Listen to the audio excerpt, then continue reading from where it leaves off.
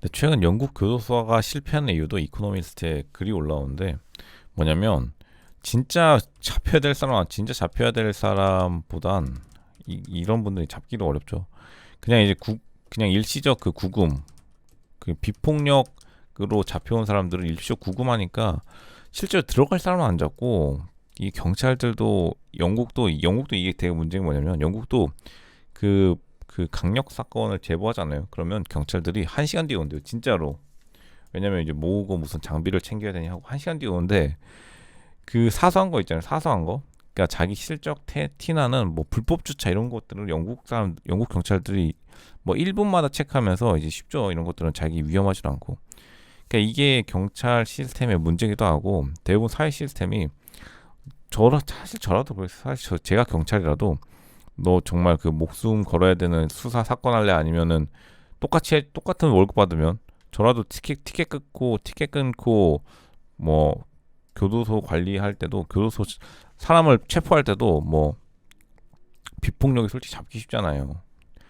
화이트 칼라 범죄 이런 거 잡지 누가 진짜 잡혀야 될 사람 007처럼 하고 싶은 사람 없죠. 그러니까 진짜 사회적 치안이 아니라 대부분 다 관리직 하고 싶어서 다 이런 일이 일어나는 거예요. 관리직 하고 싶어서 경찰들도 교도관들도 그렇고 이제 위험한 댕댕이 사육 문제는 진짜 영국에서 최근에 한 분이 이제 안타깝게 또 사고를 당하셔서 더 촉발되는데 이제 키우지 말자라고 하는 것도 있고요. 한국은 이제 입마개 하고 다니자 이런 것도 있는데 사실 큰 댕댕이들이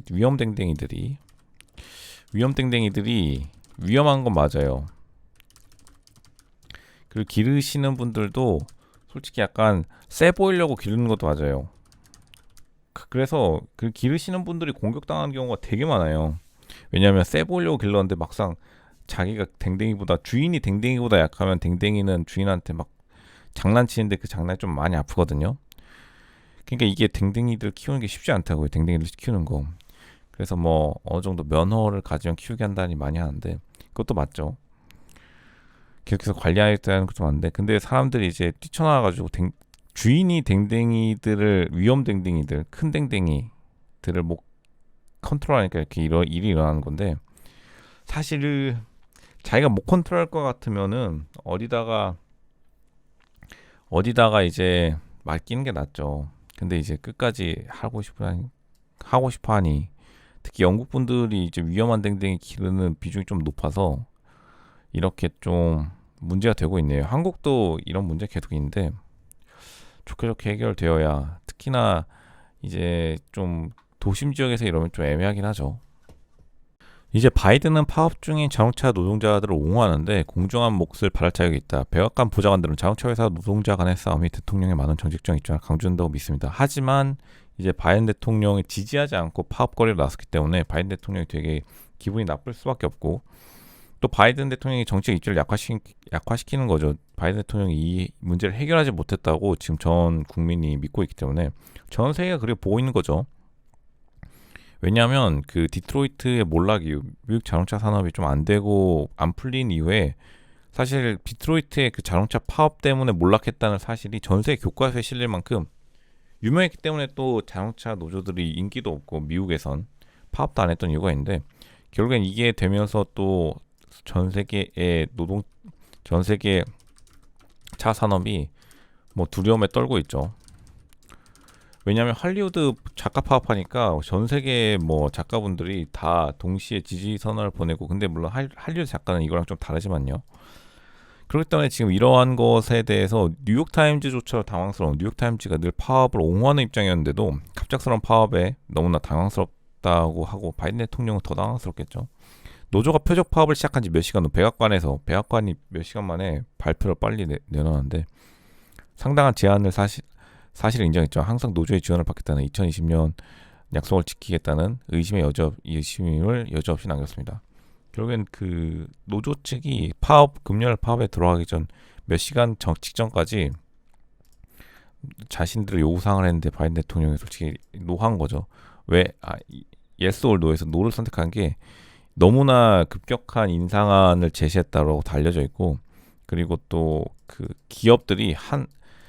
솔직히 기업들 중에서도 이제 찬성 측이 있을 거 아니에요. 그런 찬성 측마저 그 반대표를 던질 정도로 너무 과한 요구안을 제시했기 때문에 뭐 이것도 전략이라면 전략이겠죠. 지난 몇 년 동안 일자리에 종사하는 젊은이들이 직장에서 노조를 조직할 권리를 요구하면서 노조에 대한 지지가 부활하고 있다는 여론조사를 결과를 축제하는 데 기여했습니다.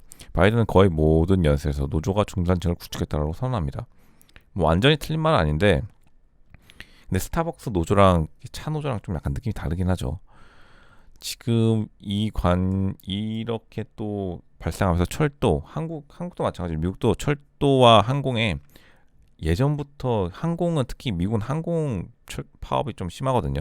한국이 철도를 많이 타는 것처럼 미국은 비행기를 많이 타니까 항공 그 노조 파업이 되게 심한데 최근 잠잠하다가 이제 슬슬 눈치 보는 거죠.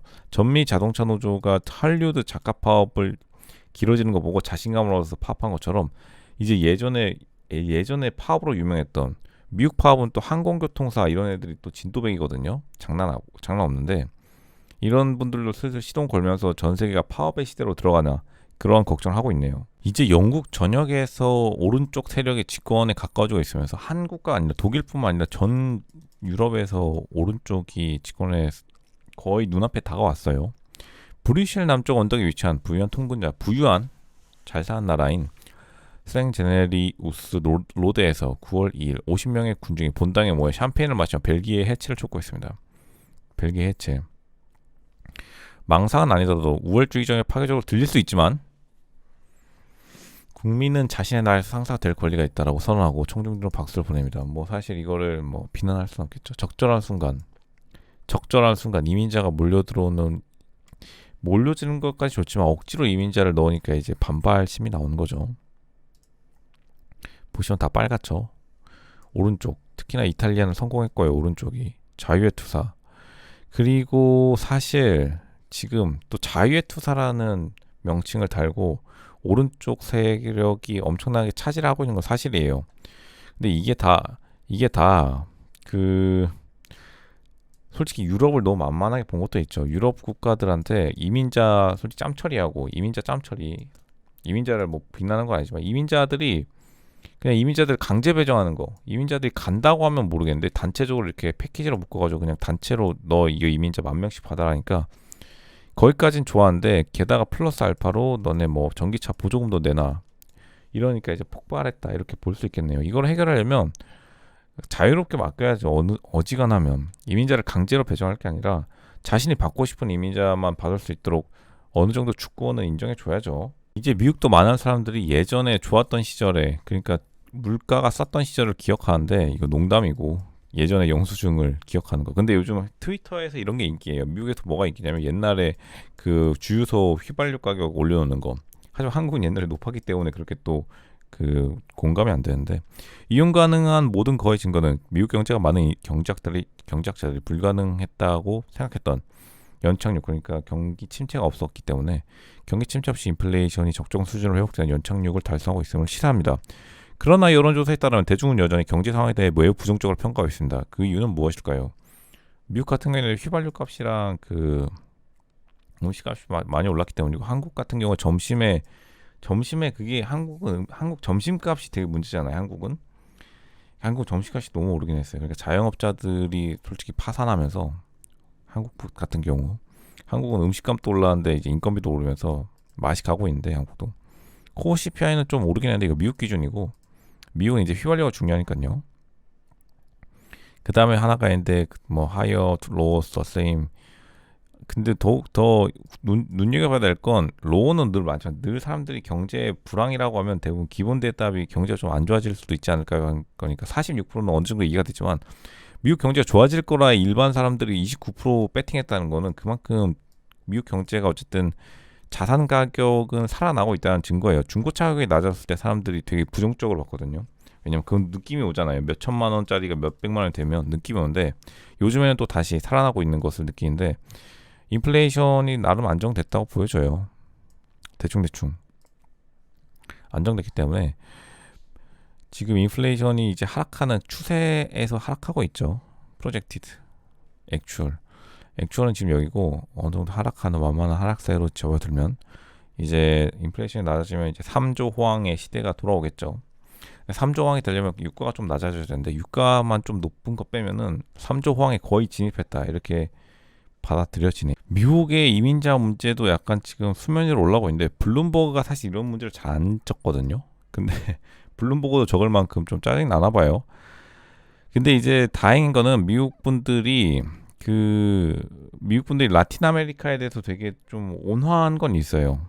근데 이제 조금 그 스페인 계열이 좀 좋아하시는데 이런 완전 남미 말고는 그럼에도 불구하고 좀 문제가 심각한 게 이 지금 특히나 여기에 많은 또 이해관계가 얽혀 있거든요. 이주의 물결은 지역 사회를 압박하고 국가마다 정치를 뒤흔들고 있습니다. 솔직히 그 우리가 대한민국에 아무리 일본인을 싫어하지만 일본 의사가 우리나라 이민 올래 아니면은 저기 멕시코에서 좀 총 좀 쏴본 갑자기 착한 청년이거든요. 왜냐하면 상대방이 총을 쏘니까 나 총을 쏴야 될 거 아니야. 원래 하면 당연히 일본 의사 100배 100번 절하고 옆에 살고 싶어 하죠. 워낙 분쟁의 수준이 높다 보니까 오더라도 적응 못하는 경우가 되게 많아요. 적응이 되겠어요. 갑자기 평화로 사실상 굉장한 그 분쟁 지역에 살다가 평화로운 데로 오면 사람들이 생각보다 적응을 잘 못한다고. 라틴 아메리카 정부는 주거지를 마련하고 서비스를 제공하며 취업 서류를 나눠주는 등 떠돌이들을 환영하는 경우가 없죠. 물론 한두 명은 있겠지만 수십만 명 몰리기 시작하면 이제 당연히 애매해지는데, 그리고 어느 누가 이런 짐을 안고 심고 하겠어요? 빈곤, 정치적 불안정과 억압, 극심한 날씨와 자연재해로 인해 서반구에서는 지금 수백만 명이 이주하고 있는데 라틴 아메리카가 사실 붕괴를 하고 있죠. 어느 정도는. 미국은 오랫동안 이민을 통해 노동력과 경제 생산성을 향상시켜 온 것들은 이제 근데 뭐 유명한 독일 개혁고 어쩔 수 없이 뉴욕으로 들어왔으니까요. 라틴 아메리카의 일부 국가들은 미국의 사례를 따라가면서 비슷한 혜택을 누릴 수 있습니다.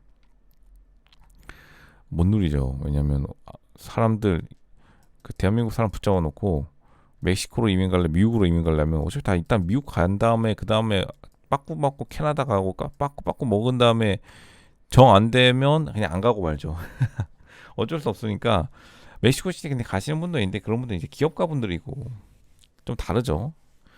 그러니까 이제 일괄 정책의 실패죠. 한국이 이민법이 차라리 제일 나아요. 엄격하고. 이제 애플과 화웨이의 배틀이 시작되는데 사실 화웨이 메이트 60이 그렇게 또 선전을 하지 못하고 있다. 글로벌 시장에서 이 갈등의 의외의 승자도 있는데 기술 캘린더에서 최신 아이폰 출시만큼 큰 화제를 불러있는 이벤트도 없죠. 9월 10일에 발표됐는데 금지령 일단 내려졌는데 굉장히 미비했고 칩 제조업체들은 중국의 보복으로 어려움을 겪었지만 다 회복했기 때문에 앞으로 워싱턴의 중국 매파들이 염두에 뒀던 것과는 전혀 다른 결과 메이트 60 프로 어쨌든 간에 메이트 60 프로가 출시는 되는데 화웨이가 이제 미국 견제를 많이 받았죠.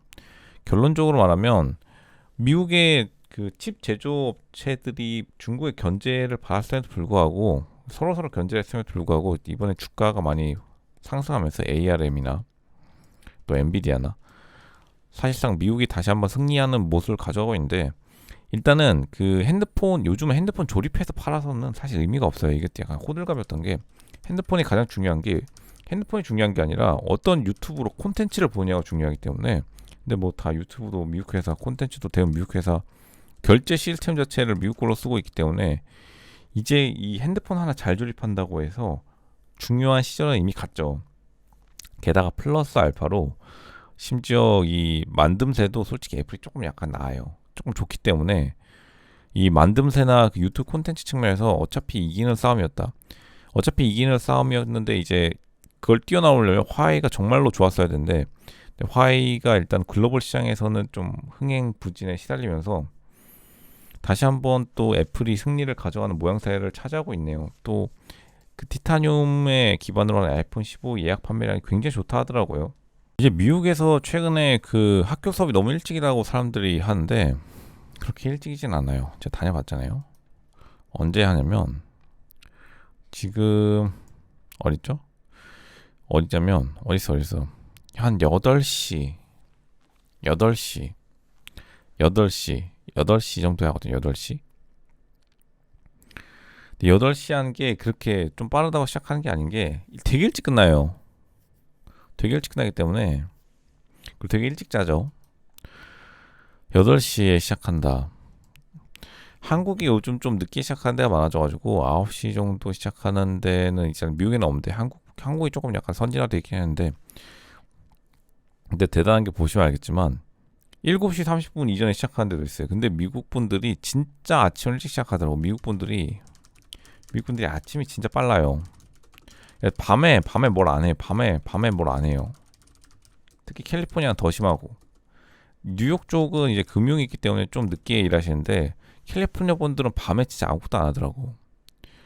밤 11시 취침이에요. 이 11시 취침도 엄청나게 보수적으로 잡고 9시만 되면은 잘하고 난리치더라고요. 이제 근데 늦게 시작하면 또 늦게 시작하고 일찍 끝내는 거겠죠.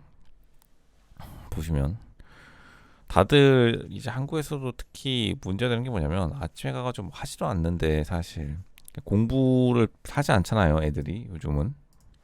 근데 학교의 의미가 그냥 타가소로 변질된 느낌이 커요, 요즘은. 특히나 그렇기 때문에 또 학부모와 교사 간의 기싸움도 있는 거고, 너가 내 자식 똥 대신 닦아줘 이거죠, 솔직히. 싫은데 나는 뭐 가르치려 하는데, 솔직히 말 사실이죠. 그렇게 잘 가르치면 너가 가르쳐라 이렇게. 너 우리 세금으로 하는 건데 세금 별로 내지도 않고, 솔직히 학부모들 중에 세금 교육은 아예 면세인 것도 많은데 서로 기싸움만 하고 있으니, 미국도 특히 요즘 공립학교에 대한 인기가 너무 폭락하면서, 고등학교 마찬가지고요. 홈스쿨링 하겠다고 하는 사람들도 더욱 또 폭발적으로 증가하는 가운데 이제 미래 교육에 대해서 슬슬 생각해 볼 시기가 왔다는 거죠. 근데 이걸로 수면 부족이 해결될 것 같지는 않고, 대원 알겠지만 하루를 늦게 시작하면 하루를 늦게 자기 때문에 수면 부족은 또 심화될 것이다 이렇게 파악되네요. 이제 요즘 사람들이 아침 안 먹으면서 간식 많이 먹으니까 수십억 달러 트윈키, 미국 간식 업체 트윈키 유명하죠. 한국에도 유사 제품인데 10년 전 상상할 수 없는 일이 일어났습니다. 트윈키가 사라진 겁니다. 머스타드 느낌이라 보면 돼요. 길쭉한 머스타드. 근데 이제 사람들이 밥을 안 먹기 시작하면서 미국도 이 간식을 많이 먹기 시작해요. 저도 사실 간식 많이 먹거든요. 간식. 그렇기 때문에 또 이러한 트렌드는 지속될 걸, 단기적인 유행이 아닙니다. 대차 대조표 접근법, 때로는 건강한 간식을 선택하고 때로는 단 음식을 선택하고 즐기고 있다 말했습니다. 근데 생각보다 이거 나름 건강식 그리고 아메리칸 스타일로 유명하죠. 한국에서도 몇 개 들어오는 것 같은데, 예전에 한창 건강식품 붐일 때 없어질 뻔하다가 10년 전에 다시 살아났어요. 사람들이 또 10년 전이, 정확히 10년 전에 2012년에 이 회사가 파산해가지고 다 이제 스낵 산업 철수한다 했는데 2012년이 웰빙 열풍이었죠. 근데 다시 돌아왔고 이제는 또 매출액이 우상향하고 있는데, 특히나 보면은 사람들이 집에 있던 시간에 급격하게 늘고, 요즘에는 오히려 쿠팡 같은 한국도 대용량 스낵이 발달하면서 과자 업체들이 원래는 좀 박봉으로 유명했는데 한국도 굉장히 좋아지는 것 같더라고요. 롯데제과 이런 것들. 사실 최근에 AI 엔비디아가 가격 급상승하면서 미국 주식뿐만 아니라 한국 주식들도 엄청나게 견인했는데 앞으로 어떻게 될지는 모르겠어요. 인공지능에 대한 열광을 지나면 미국 성장에 대한 신뢰가 생각보다 훨씬 덜 견고하. 그래서 약간 모래성 같이 쌓았는데, 모래성도 뭐 콘크리트 부어버리면 되는데, 지금 뭐 산업 실적이 엔비디아 2배, 3배로 상승했는데 테슬라 엔비디아가, 그리고 엄청나게 또 폭등을 지속하고 있죠. 보시면 스몰 포 원더 퍼포먼스, 미국은 특이하게, 미국은 또 대형주가 굉장히 우세고, 사실상 뭐라 해야 되지, 중소형 주식들은 지금 뭐 고전을 면치 못하고 있어요. 고전을, 저조한 실적.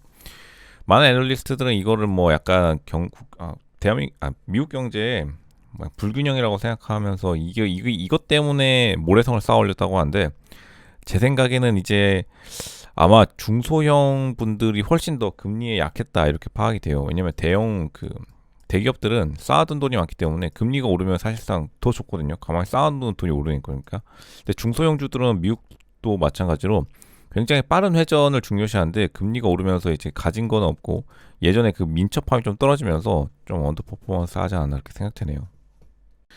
지금 블룸버그도 미국 자동차 파업을 되게 심각하게 다루고 있는데, 우리가 이제 전기차가 사라질 수가 없죠. 이 파업한다고 해서 전기차가 미국에 안 만들 수 없는데, 물론 그럼 중국이나 한국 같은 유리하지만 일본이나 1950년대로 되돌아갈 수 없죠. 마차를 탈 수 없기 때문에 전기자동차의 빠른 보급은 저렴한 자동차를 요구하고 결국 노동 지역적인 산업을 필요로 합니다. 전미 자동차 노조 UAW 15만 조합원은 제너럴 모터스, 포드, 스텔란티스와 새로운 노동계약 협상을 앞두고 파업을 준비해왔습니다.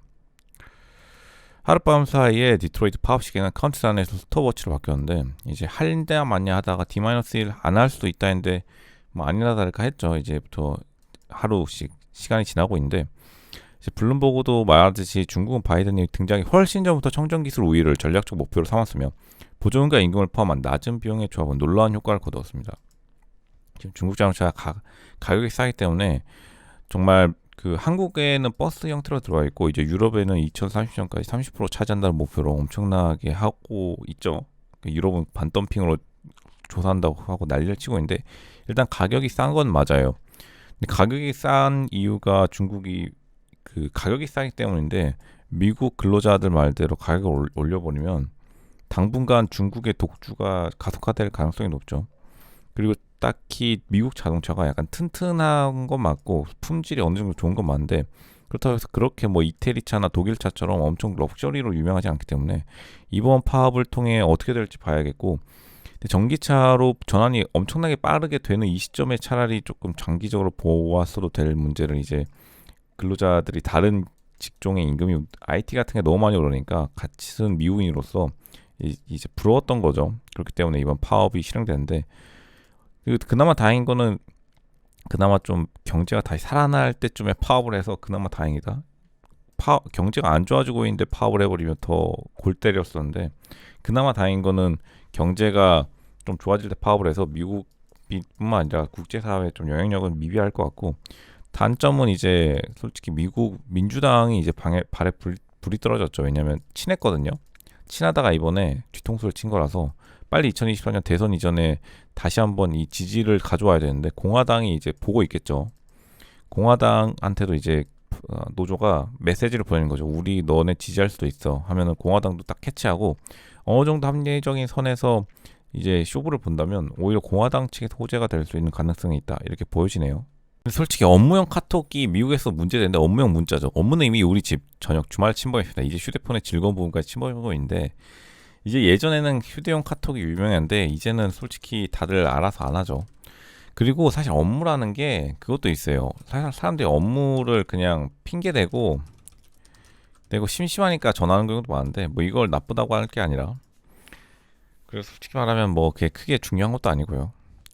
제이크 덜랩이 아내에게 문자를 보냅니다. 그는 피클볼 그룹 채팅에 문자를 보냅니다. 그리고 지난 5년간 동료들에게도 문자를 보내기 시작했습니다. 컨설팅 회사의 최고 경영자인 덜랩은 동료들에게 업무용 문자를 너무 많이 보내지 말라고 당부했습니다. 그렇죠. 왜냐하면 귀찮기보다는 솔직히 하루에 그렇게 많이 든 다음에 또 업무 보내면 솔직히 질리죠. 문자 메시지는 처음으로 단문 메시지 SMS를 보내는 이유 그 중요성이 점점 커졌는데 그리고 어색한 것도 있고요. 그리고 또 뭐 알겠지만 이 업무용 카톡의 가장 큰 문제가 뭐냐면 서로 일단 재미가 없어요. 서로 재미가 없다. 재미가 있으면은 업무용 카톡이 아니라 서로서 잘 놀겠죠. 서로서 재미가 없는데 이제 재미가 없는데 억지로 웃어줘야 한다는 게 솔직히 서로에게 피곤하죠. 오히려 그냥 카톡 안 하고 그 바쁜 일이 사실 없어요. 회사가 바쁜 일이 있으면 그건 회사의 본질이 아니라 그냥 장난치는 건데 회사가 바쁜 일이 없기 때문에 다음 날에 하는 게 차라리 나아요. 그렇게 웃을 때 만나는 게 가장 좋고 이제 억지로 웃어줘야 하는 업무용 카톡은 미국도 그렇고 한국에서도 그렇고 이제 인기가 많이 없다 이렇게 파악이 되네. 미국 같은 경우 군인 승진을 이제 상원 의원이 해줘야 되는데 국회의원 중에서도 상원이 가장 힘이 세죠. 승진 봉쇄를 안 지켜주는데 그러니까 군인도 정치적 테스트를 못 거치면 승진이 안 돼요. 당황스러운데 국방부 정책 향이 그러니까 미국의 장군들도 이제 스트레스 받죠. 지금 군사 정책이 아니라 미국의 예를 들면은 뭐 누구를 무슨 뭐 문제가 생겼다 행정적 문제가 생긴다 그러면 이제 기자들이 가져와가지고 쪼를 가져가지고 사회에 내보내죠. 그럼 이제 비난받으면 상원 의원한테 불려와가지고 승진 못 시키겠다 하면 그 자리에서 군인들도 솔직히 잃을 게 없기 때문에 미국 군인 대우가 좋기 때문에 이 대우 받으려니 저 나갑니다 하고 그냥 나가버리는 악순환이 반복되는데 펜타곤 합참의장인 마크 밀리 장군도 10월 1일 뭐 언제 물러났죠? 1월 이제 물러나시는데 내장의 사진 지금 공석이 꽤 있는데 이제 올리기 싫어하는 듯한 눈치예요. 이게 자기들의 정치적 의견이 맞아야지 승진을 시켜주는 이런 문제가 있는데 정식으로 사령관 아직 취임하지 못하신 분들 많고 이제 세대 교체가 시작되는데 젊으신 분들이 생각보다 많이 승진하지 못하고 있는 그런 상황이죠. 장교들은 민간 부문에서 더 수익성이 좋은 일자리를 쉽게 찾을 수 있는 대위 소령, 대령, 장군 등이 이미 군인 연금으로 인퇴할 수 있는 20년 복무 요건을 충족한 최고 성과자들입니다. 그러니까 민간에 가서도 솔직히 언제든지 좋은 대학으로 편입하고 언제든지 좋은 뭐 사회 직업을 얻을 수 있는데 군인 되고 좋기 때문에 굳이 뭐 상원 의원들한테 불려가지고 청문회 당할 바에 그냥 전역해버린다는 거죠. 승진이 거부되면 이미 연금을 받은 자격인데 굳이 남아있을 필요가 있겠느냐고 자정을 한 고 임원은 인터뷰에서 말했습니다. 그러니까 이제 그게 사회와 달리 군인들이 약간 명예가 있기 때문에 약간 그 정치에서는 솔직히 한번 임명이 거부되더라도 그러면 이것도 다 정치적 싸움이다 하면서 나중에 와가지고 대통령 되는 경우도 많잖아요. 근데 군인들은 그냥 자기 명예 때문에 자기 스스로 사퇴하는 경우가 많아서 솔직히 한국도 이런 경우가 되게 많죠. 최근에 군인 출신은 어느 정도는 우대해 주는 게 맞는 것 같아요. 군인 출신들은 이코노미스트답게 영국인들이 일을 하지 않나요? 문제는 복지 시스템입니다. 한국도 이것 때문에 말이 많았죠. 슬로우포크, 아이들로포 영어에는 게으른 사람들 연상시키는 용어가 많이 있는데 영국 정치인들은 경제 비활동에 토론할 때마다 이 단어들을 많이 사용했습니다. 한국도 뭐 이런 게 있죠. 그 어느 때보다 영국인이 몸이 좋지 않은 것으로 분류되고 있는데 이제 그래야만 복지 자금이 나오니까요. 주요 원인은 복지 시스템에 있고 수급이 되게 쉽게 바뀌자마자 35%의 크게 증가한 지금 영국도 한국과 마찬가지로 쉬면은 돈을 많이 주는 게 쉽게 수급이 되기 때문에 많이들 쉬죠. 정책 위반자들은 규제를 강화할 방법을 찾아야 되고 진짜 아픈 사람들에게 불이익을 주지 않도록 주의하면서 가능한 사람들은 파트타임이라도 일터에 돌아갈 수 있는지 장려해야 됩니다. 이는 일시적으로 일을 할 수 없는 사람들에게 더 많은 급여를 지급하고 수급자의 건강이 개선되는지 정기적으로 재평가하는 것을 의미하지만 현재는 거의 이루어지지 않고 있죠. 한국도 복지 이제 수급자 신청이 디지털 같은 걸로 감소화되면서 사람들이 이제 많이 수급 불균형이 생기기 시작하죠. 수급 문제. 이제 한국에서도 그 각종 복지 재정이 빠르게 뭐 소진되고 있는데 비슷한 것 같아요. 막상 그 뭐뭐를 위해서 복지 재정을 쓴다면 사람들이 그냥 그 돈 받고 그냥 계속해서 이제 들어 누우려는 그런 습성을 가지고 있는 게 맞죠. 진짜 아픈 사람이나 진짜 필요한 사람들한테 잘 안 가는 그런 성과가 한국에서도 나타나고 있죠. 이미 선진국들은 다 겪었고. 이제 미국 월스트리트 저널은 이번에 미국 자동차 노조의 파업을 그 워싱턴 정치적 파업이라고 규정하고 있는데 뭐 당연하죠. 자동차 파업의 근본적인 원인은 바이든 행정부의 강제적인 전기차 전환 정책입니다. 강제적인 전기차 전환 정책. 이건 좀 센데 강제적인 전기차 전환 정책. 정확히 말하면 미국 세금으로 보조금을 전 세계에 살포했죠. 살포했는데 강제적인 전기차 전환 정책.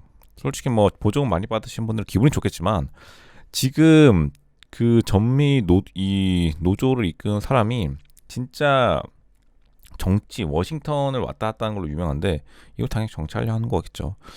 숀 페인은 지난 3월 미국 자동차 회사에 대항하는 새로운 투쟁을 내세워 전미 자동차 노동조합위원회 위원장 간신히 당선됐는데 당선되자마자 3월 6개월 만에 역사상 처음으로 세계 동시 파업을 이끌어냈어요.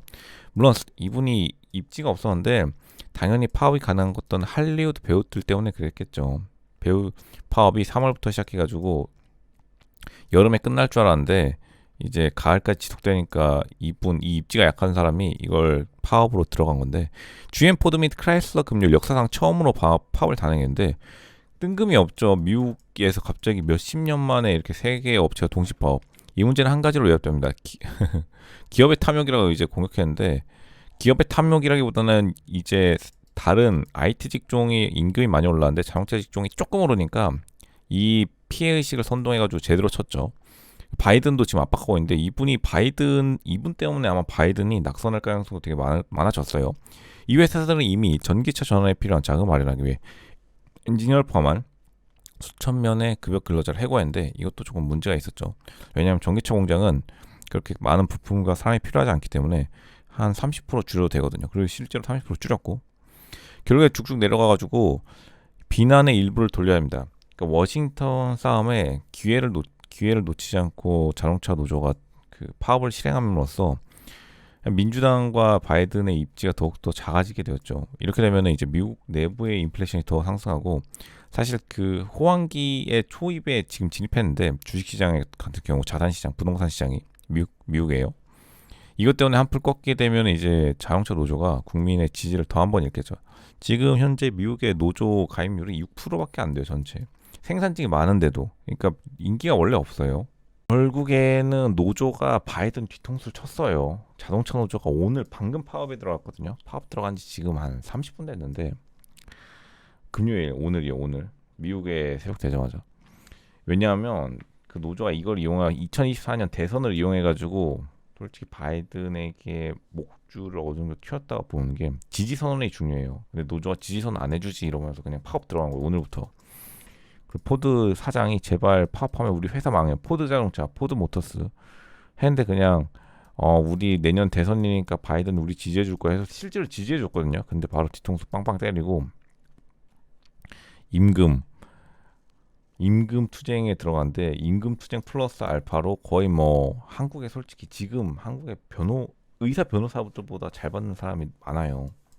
미국의 블루 칼라 워커도 요즘 많이 올라서 미국은 계급의식이 없다는 말을 종종 듣습니다. 미국 최대 노조 중 하나인 전미자동차 노동조합의 숀 페인 이분이 진짜 정치적 야망이 대단하신 분인데 이번에 포드 GM 전부 파업에 성공해서 솔직히 이 뭐랄까요 지금 노조 왕이라고도 불러져요.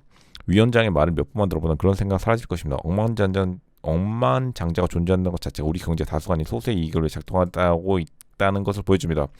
최근 라이브 스트리밍에서 UWA 노조죠. 노조 회원들에게 말했는데 그만큼 도움을 벌 수 없는 걸까요?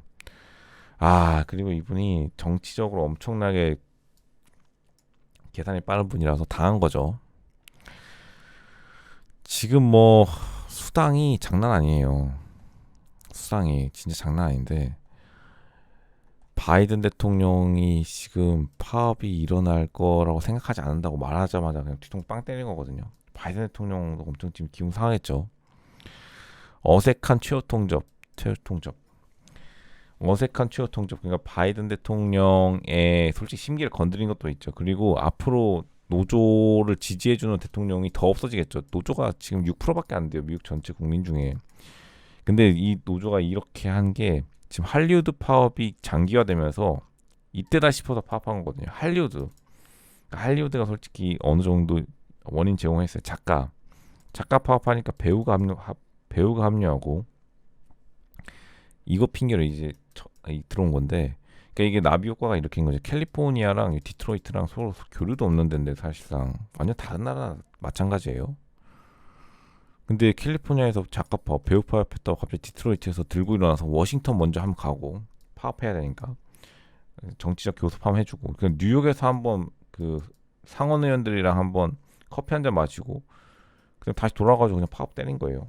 이제 유럽은행 총재가 인플레이션 금리를 올리긴 했지만 이번이 거의 마지막일 거라고 말하는 바람에 사람들이 이제 유럽 중앙은행이 이제부터 금리 동결 혹은 인하만 할 것이라는 것에 배팅해서 쭉 보시면 알겠지만 유로화 대비 달러가 폭락했어요. 폭락이 뭐 나쁜 폭락이 아니라 그러니까 이제 고금리 여태까지 유럽이 그 미국 달러에 비해 좀 고금리를 유지하고 있었거든요. 그러니까 이제 금리 낮출 거라고 하니까 다시 1대1 비중으로 그러니까 유로화 대 달러가 1대1 비중으로 유로화가 가치가 좀 낮아질 거라고 다 배팅한 거죠. 최근 시장 움직임에 따르면 투자자들의 인플레이션과 경제 성장률이 모두 하락함에 따라 금리가 정점을 찍고 빠르면 내년 봄부터 하락하기 시작할 것이라는 것에서 배팅하고 있습니다. 결국에는 유럽도 이제 경기를 다시 한번 부양시키거나 혹은 경기를 조금 살려야겠다는 의지가 좀 들어간 이번 결정이라 볼 수 있죠. 지금이 너무 고금리라는 거죠. 사실 유럽이 미국보다 약간 더 높은데 이제 유럽은행도 더 이상은 참을 수 없겠죠. 인플레이션이 그리고 유럽은 어차피 이미 경기 침체이기 때문에 인플레이션도 이제 거의 완화됐어요. 좀 디플레이션 빠지는 것보다 인플레이션이 더 낫기 때문에 정말로 드디어 이제 고금리의 시대가 막을 내릴 것이다. 이렇게 다들 예상하고 있고, 고금리의 시대가 막을 내린다는 게 뭐냐? 고금리가 이제 막을 내리면 다시 한번 주식 그리고 부동산 그리고 자산 가치 전반적으로 가치 상승이 있겠죠. 그 말은 결국에 우상향이 가팔라진다. 이 말을 하는 거겠죠. 한때 비디오 게임을 금지했던 사우디아라비아가 이제는 수출을 원하는데 영국은 업계에서 세계적인 리더가 되기 위해 400억 달러 투자하고 있습니다. 이제 사우디아라비아가 엄청나게 이제 뉴 사우디아라비아, 그러니까 세계에서 매력적인 사우디아라비아를 포장하기 위해서 이렇게 많은 노력을 기울이고 있죠. 사우디 로스쿨 졸업한 사람, 이제 사우디에서도 프로게이머들이 많이 등장하고 있는데, 사우디 프로게이머, 사우디 출신 프로게이머, 예전 같았으면 상상도 못할 일이었는데 이제는 국가가 밀어주는 거죠. 특히나 프로게이머 연봉이 굉장히 세요. 아시겠지만 네, 축구 선수들도 영입할 겸 프로게이머도 영입하는 거죠. 보시면 이거는 좀 포켓몬고 플레이하는 거 뭐야. 근데 대단한 게 사우디 국민의 70%가 비디오 게임을 즐기고, 실제로도 그 온라인 서버 가면 사우디 가장 잘 사는 나라잖아요. 에미레이트와 더불어 사우디 젊은이들은 오랫동안 사적으로만 즐기던 디지털 매체를 공개적으로 수용한 행사였는데 7월에 거의 처음으로 빅 이벤트, 그러니까 예전에는 이제 다 알아서 하다가 게임을 애들끼리 하다가 첫 번째 공식 한국과 같은 이 프로게이머 행사를 7월 8월에 세계 최대 규모의 e스포츠 행사인 게이머스 8 컨퍼런스에서 했는데, 뭐 스폰서가 무슨 뭐 BMW 벤츠 이런 데도 있고요. 스폰서 타이틀이 지금 여기 잘 안 나와 있는데 뭐 거대 자동차 회사로부터 그리고 또 무슨 뭐 진짜 기업들까지 스폰서들도 많이 붙었기 때문에 대흥행을 했다 봐야죠.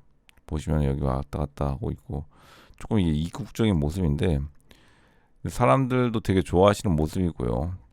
당연히 뭐 게임을 해왔으니까 게임에 대한 관심도도 높겠죠. 솔직히 말하면 뭐 인터넷을만 키면 지금도 한국의 롤 같은 프로게이머들의 팬들 중에 중동분들이 되게 많으신 게 사실이니까요.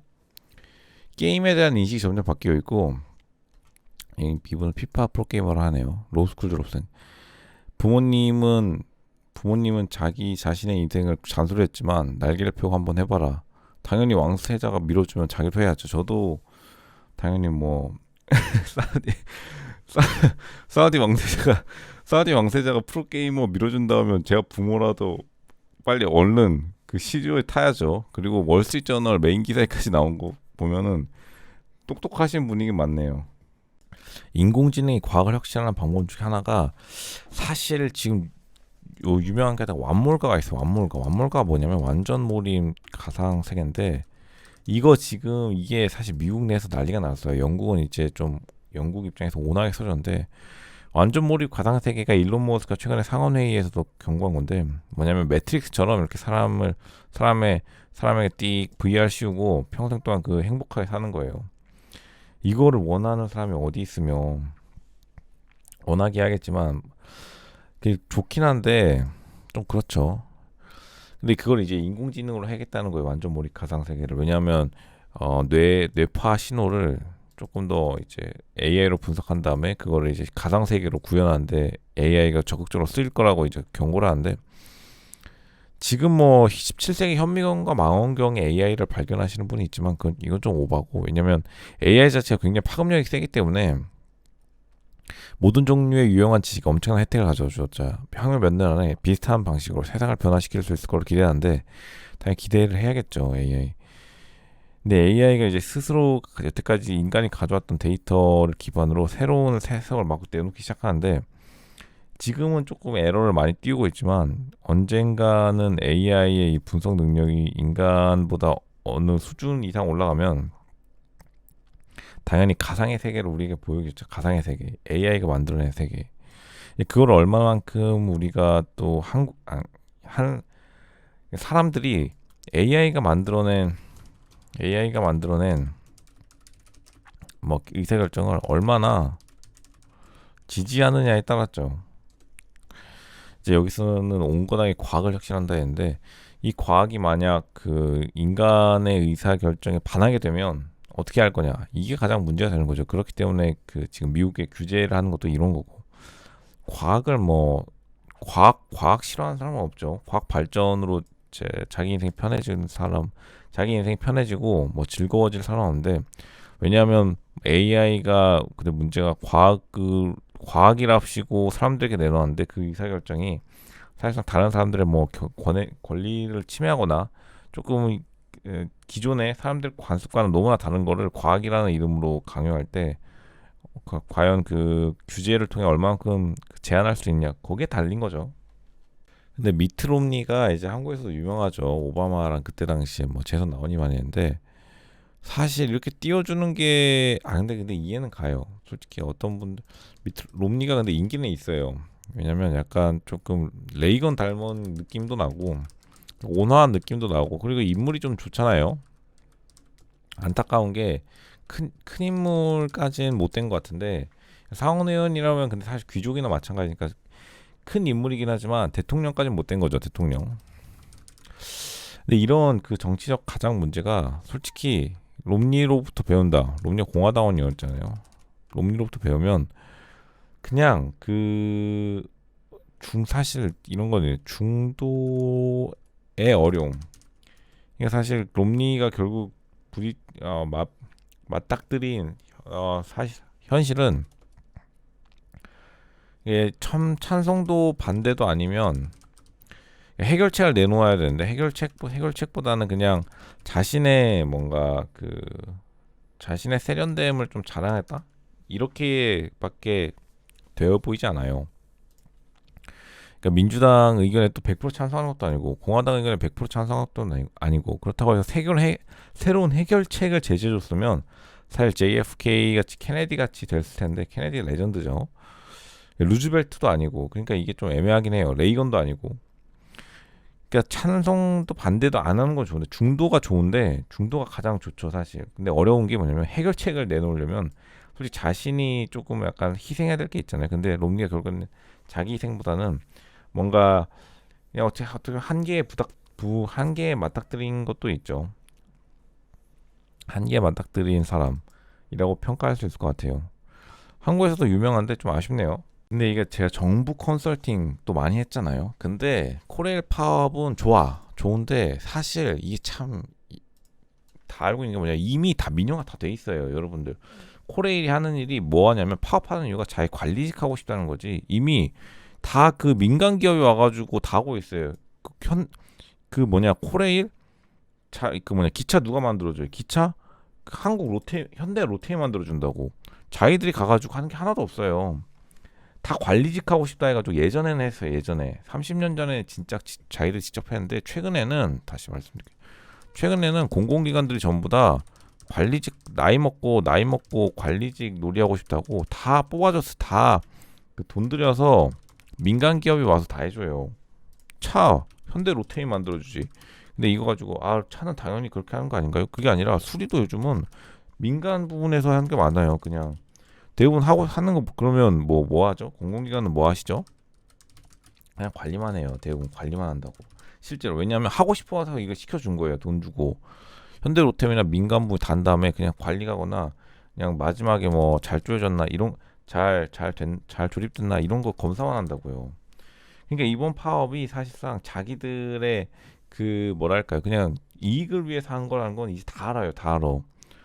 이게 다 그래, 다 그래. 코레일을 제가 비난하는 게 아니라 공익적 목적에서 말씀드리면, 이미 한국의 모든 공공기관들은 이미 다 민영화가 됐어요. 다 민영화 됐어. 민영화 됐고, 솔직히 이제 변명이야. 공공기관이랑 다 변명이고, 사실 정확히 말하면 관료들이 지니고 있는 세팅을 유지하자 이거예요. 다 알면서 지금 짜고 치는 거예요. 어떻게 짜고 치냐면, 이제 철도청이죠. 옛날 철도청, 뭐 지금 코레일을 하지만 철도청을 누가 관리하고 있냐면, 위에 가면 뭐 국토부, 뭐 기재부 이런 애들이 가지고 있어요. 지분 자체를. 그러면 이 자존심 상해야 되는 게 뭐냐면, 이분들이 파업하는 이유가 국토부, 기재부 나 잘 봐주세요 이러면서 하는 거 짜고 치는 거예요. 그러면 어차피 국토기재부가 자기가 파업할 수 없으니까 솔직히 대리 파업을 한 다음에 어쩔 수 없이 우리가 예산을 계속 가져갈게요 이러는 건데, 물론 이제 힘들게 일하는 건 맞아요 사무관들이. 그리고 지금 고위 공무원들이 힘들게 일하는 건 맞는데, 그럼에도 불구하고 이제 옛날에 일이 다 되어버렸어요. 옛날의 일, 그 옛날의 일이 다 되어버린 거를 다 민간이 하는데, 그러니까 언제까지 이렇게 눈가림으로 아웅할 수 있을지는 모르는 거예요. 이미 다 민영화되었다. 그러니까 파업도 짜고 치는 거 다 알기 때문에 이제는 공익을 위해서, 진짜 공익을 위해서라면 솔직히 인정하고, 물론 이제 민영화가 다 될 대로 되어가지고 이제 돌릴 수 없지만 공기업의 탈을 쓰고 있지만, 아직까지 공기업까지 탈을 계속 쓰는 건 좋은데 사람들 불편하게 하는 일은 없어야겠다. 갑자기 그 지하철 타러 가는데 뭐 어쩌고저쩌고 파업으로 인해서 우리 뭐 늦게 갑니다 이런 일은 없어야죠. 이제 최근에 그 할리우드에서 작가 파업, 배우 파업은 유명하죠. 이게 왜냐면 AI를 경영진들이 되게 쓰고 싶어 하는데, 이제 근본적으로 촉발된 싸움이 뭐냐면 작가들의 파업 이유가 그 약간 경영진들 기분 나쁘게 한 건 있어요. 경영진들이 AI로 원고를 쓴 다음 사람 작가들은 수정만 해 이렇게 했거든요. 그러니까 이제 파업한 거예요. 기분 나빠서. 기분이 나쁘죠. 솔직히 처음부터 딱 보면 기분 나쁘죠. 근데 이게 문제가 뭐냐면, 솔직히 경영진 입장에서는 그 돈도 주겠다. 그러니까 돈을 적게 준 건 아니에요 작가들에게. 근데 작가들이 원래 돈이 좀 적긴 했어요. 그러니까 경영진 입장에서는 작가들이 얼마나 편하지 않냐. AI가 원고를 써주고 작가들은 수정만 하면 되니까.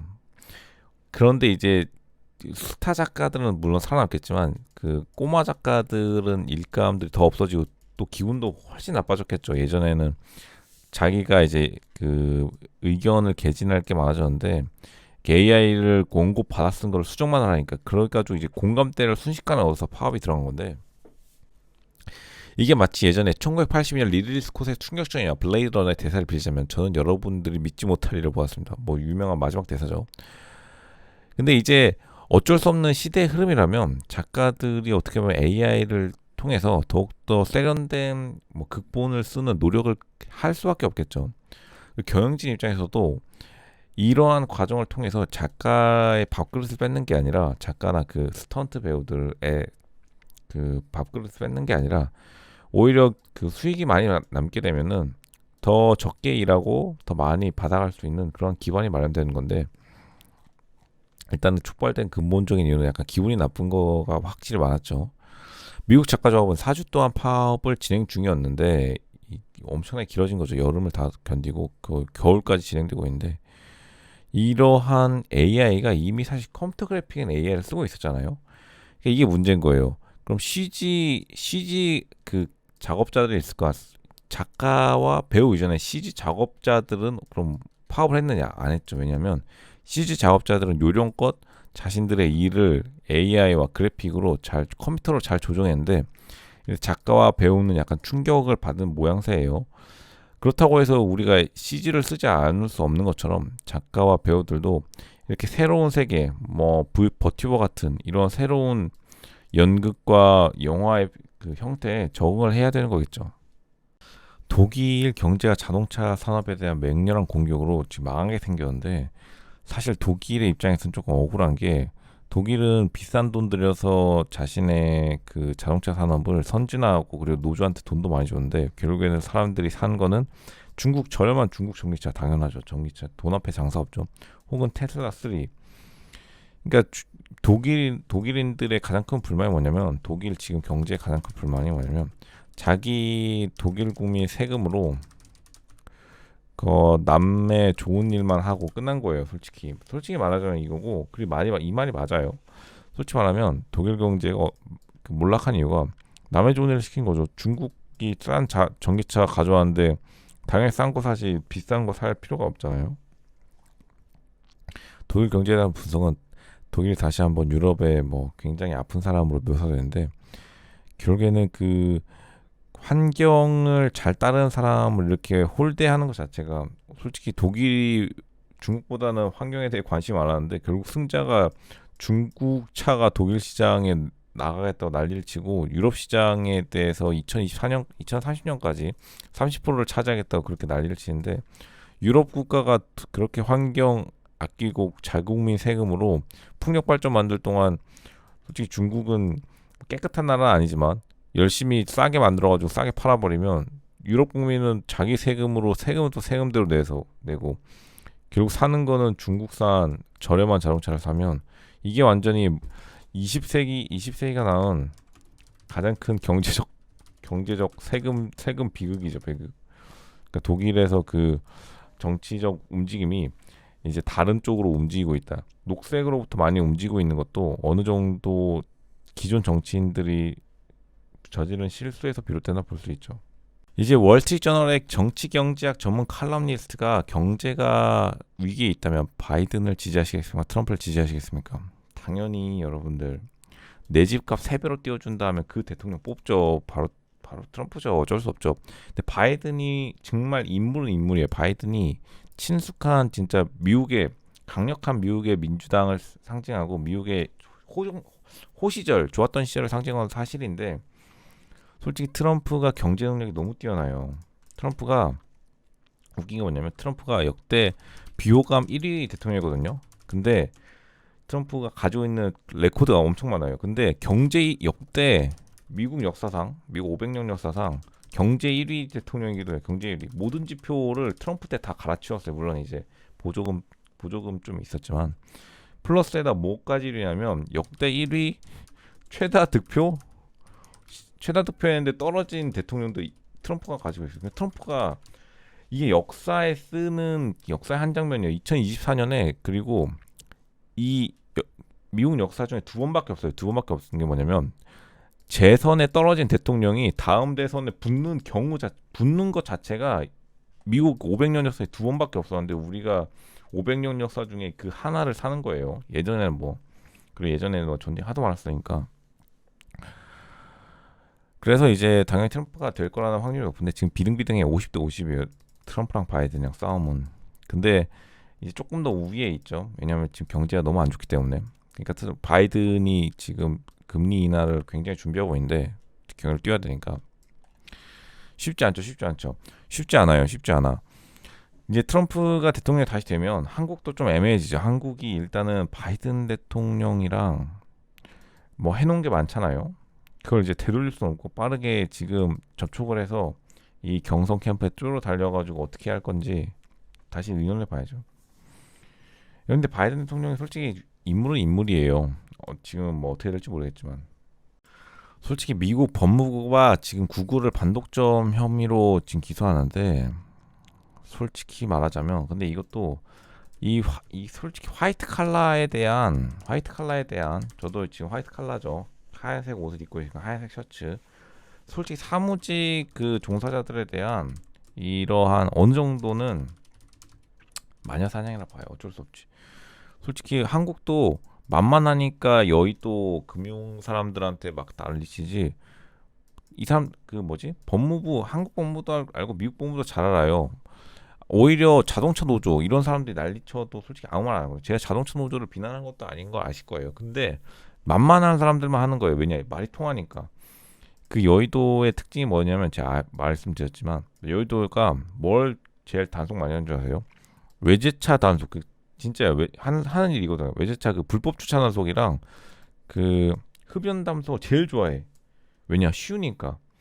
그러면 다 이거 하러 진짜 어려운 것들은 무슨 진짜 하수구 청소 이런 것들 솔직히 누가 하고 싶어요. 이게 그 공공 미화 개선에 이런 거 민원 넣잖아요. 한 달 걸리고 쉽고 표시 나는 거 그 외제차 그 단속하면은 엄청 막 그 열의에 차가지고 자기가 공공의 질서를 지키기 위해 참고로 여의도는 밤 지나면 다 집에 가가지고 한 명도 없는데 그 넓은 공터에 차 한 대 떡 세워놓으면 거기 가가지고 사진 찍고 밤 7시에 자신이 공공질서를 한다면서 주름 딱 잡고 다녀요. 공공질서 하면은 험한 곳 가가지고 그 전선주 같은 거 타시지. 절대 그런 거 아니에요. 여의도. 그러니까 구글도 그런 거예요. 미국 법무부인데 솔직히 말하면 어처구니 없는 구글에 대한 탄압이죠. 구글에 대한 탄압이랄 수밖에 없어요. 구글이 뭐 좋아서가 아니라 무슨 뭐 이거 해가지고 반독점법이라는 거 뭐 그러면 자기들이 만들든지 법무부가 가서. 그러니까 이게 참 문제예요. 법조계가 문제인 게, 법조계 문제인 게 진짜 뭐 진짜 문제인 것들 있잖아요. 사회 문제 쳐다도 안 봐. 왜냐면 애초에 신경도 안 써요. 진짜 문제 일으키는 사람들이 뭐 양보 있고 법정 가겠어? 그 전에 뭐 일 하나 터트리고 하잖아요. 그러니까 자기들도 해코지 할까봐 조용히 있고, 만만한 사람들 뭐 기술, 금융 이런 애들만 잡는 게 진짜 문제예요. 미국에서도. 미국이 화이트 칼라 과중 처벌 때문에 엄청 문제예요. 근데 이걸 따라하는 거 한국도 문제인데, 그 아실 거예요. 농담으로 하는 거. 한국도 그렇고 미국도 그렇고 사람을 막 어떻게 해코지하는 거는 실제로 뭐 가석방 당하는데, 무슨 돈이 많죠. 한 1억 1억도 더 적은 돈 아닌데 그런 거 하면은 엄청나게 사람 귀찮게 하는 것도 있어요. 그리고 뭐 솔직히 그 이런 것들도 그 법원장 마음이죠. 솔직히 반독점 이런 거 예전에 이 300년 전에 있던 법으로 현대 화이트 칼라 근로자들을 과중처벌하는 거는 좀 오바다 이렇게 생각하네. 이제 웨스트 버지니아 대학교, 미국의 주립대들이 돈이 없어요. 당연히 돈이 없죠. 예산 삭감되는데, 그래서 고등교육에 대한 건데, 근데 지금 미국의 문제가 한국의 문제랑 똑같아요. 한국 국립대 몰락하듯이 미국의 국립대도 몰락하고 있어요. 그러니까 주립대, 미국은 국립대랑 주립대인데, 미국 국립대는 참고로 그 육군 사관학교 이런 거밖에 없어요. 사관학교 빼고는 다 주립대죠. 공립대가. 사관학교 빼고는 주립대와 공립대가 전부인데, 사관학교는 당연히 장사 잘 돼요. 미국은 군인이 유명하니까요. 이게 베이비붐 세대가 줄어들면서 이렇게 된 건데, 고등교육이 기로에 서 있다 생각합니다. 잘못된 방향으로 나아갔다면 인구 통계적, 재정적 절벽에 부딪히게 될 것입니다. 그는 자신이 총장으로 있는 웨스트버지니아 대학교를 살리기 위해 2월에 169개의 교수직과 등록자가 없거나 비용이 너무 많이 드는 약 30개 학업 프로그램의 학과를 없애는 등 상당한 규모의 감축을 발표했습니다. 그러니까 다운사이징을 해도 한계가 있는 건데, 미국 주립대가 예산을 삭감할 정도면 한국의 그것들은 빨리 통폐합해야죠. 솔직히 저는 냉정한 의미로 서울대랑 다른 국립대를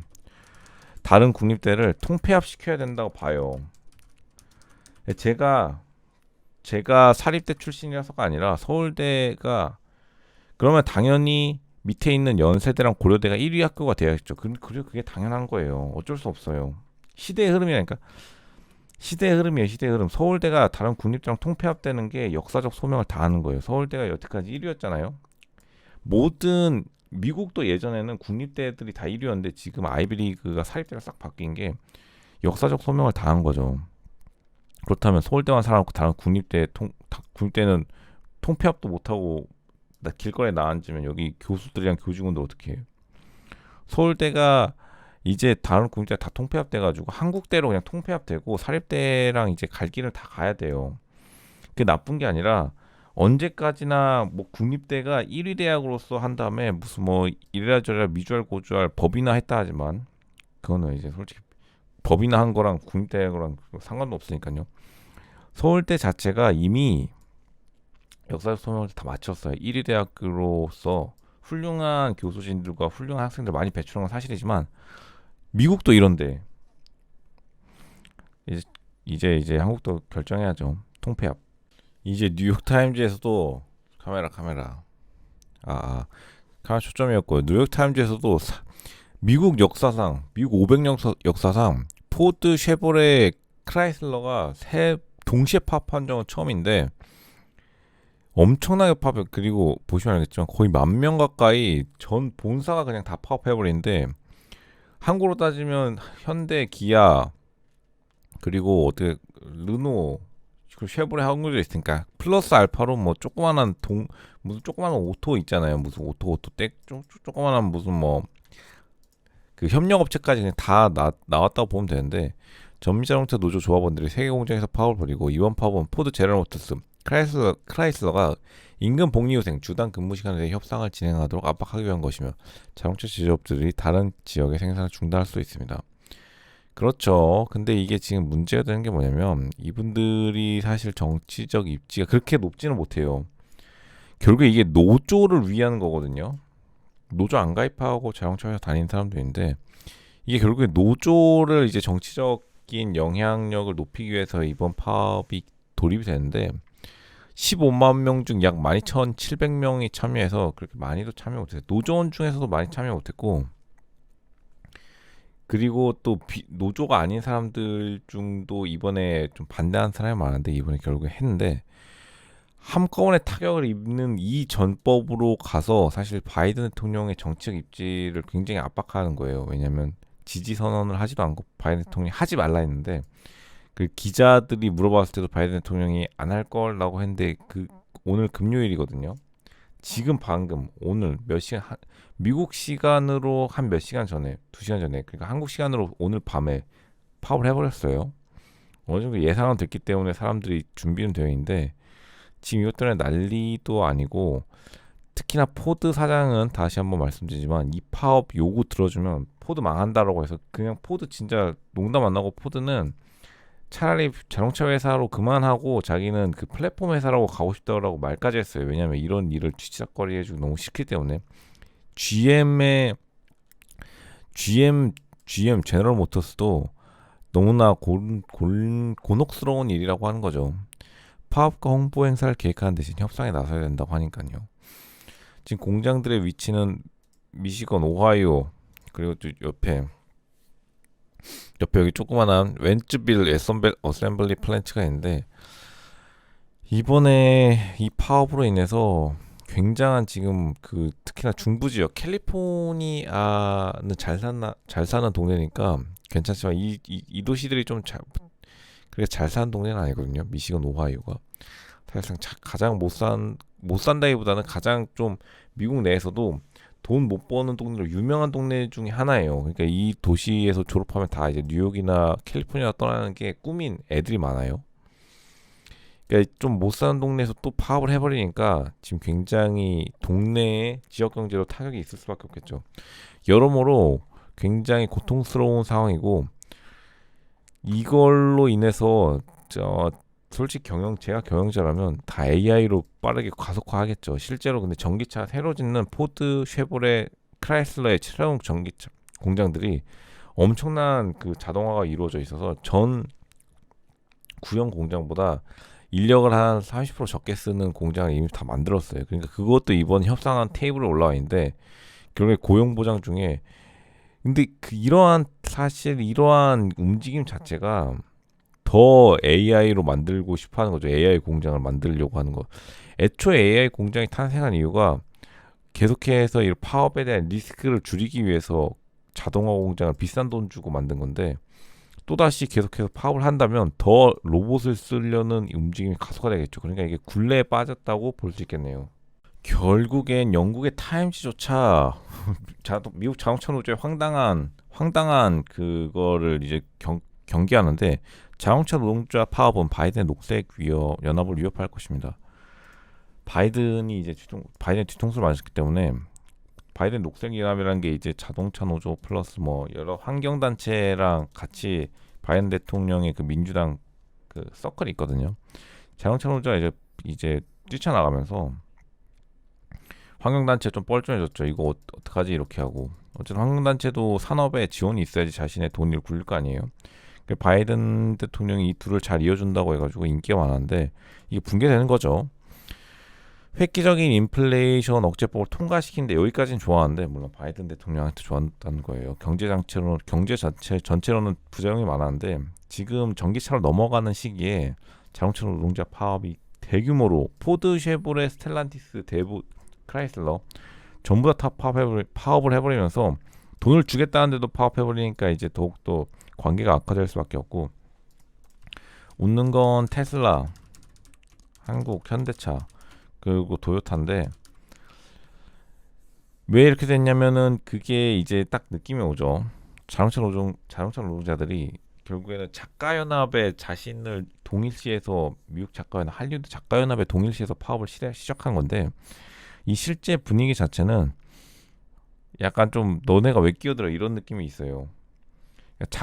왜냐하면 한국에서도 드라마 대본 작가가 막 힘든 생활을 한다는 건 유명하잖아요. 그러니까 미국도 약간 작가들은 온건하게 바라보는데 인해 자동차 노조를 약자라고 보는 사람이 없죠. 포드에서 일하는 사람을 누가 약자라고 보겠어요. 포드 자동차 미국 최대 산업 생산의 그 메카 상징, 그리고 미국 시민권을 가진 블루칼라 워커, 그리고 미국의 블루칼라 워커에 대한 대우가 그렇게 좋은데, 그러니까 이제 이렇게 돼가지고 굉장히 좀 어려운 상황에 처해져 있다. 그 바이든 대통령도 뒤통수를 맞았고, 왜냐면은 노조가 우리 지금 지지 나중에 해줄게 이러고 그냥 파업 들어갔거든요. 뒷방에서 파업을 피할 수 있다고 말하고 있습니다. 파업을 피할 수 없었죠. 이것도 약간 망신인데, 바이든 대통령이 기자들이 파업할 거 같냐고 물으니까 파업 안 할 거예요. 그러니까 그 말의 의미는 예전에 같이 친했으니까. 근데 이제 친했는데 뒤통수 때리는 거죠. 자동차 제조업체가 전기차로 전환할 수 있도록 지원하는 것은 미국 자동차 산업을 미래로 보존하기 위해 정부가 할 수 있는 최선의 방법일 것입니다. 그렇죠. 보정을 많이 준다 했는데도 파업했기 때문에 얼마나 더 달라고 하겠죠. 한 15에서 30% 인상하겠다는데, 포드 자동차 사장 말로는 그거 주면 파산한다고 하네요. 이제 중국의 국방부 장관이 슬슬 물러나기 시작하고 있는데, 그 이유를 지금 중국 정치가들과 중국의 이 군사 세력과의 갈등으로 보고 있어요. 미국은. 보시면 8월 말 이후 공개 석상의 모습을 드러내지 않고 있는 리샹푸는 최근 중국 고위직 관료들 중 가장 설명 없이 사라진 인물인데, 대부분의 그 첩보에 따르면 직무에서 해임됐다고 하고, 그 이유는 이제 군대 파벌, 예전 같으면 한국에서 파벌이 있었죠. 파벌을 조금 정리하려고 하는 것 같은데, 근데 이 파벌을 정리한다는 게 참 많은 의미가 뭐냐면, 이 나이 드신 분들은 다 예전에 도광량해라는 그 명을 받들고 사신 분들이에요. 평생 동안. 도광량해가 뭐냐면 빛을 숨겨라, 그러니까 천천히 실력을 길러서 한 미국한테 대들려면 100년 이후에나 대들러라 하는데, 한 30년 잘 사니까 중국이 한번 미국한테 대들었다가 지금 부동산으로 엄청나게 혼나고 있죠.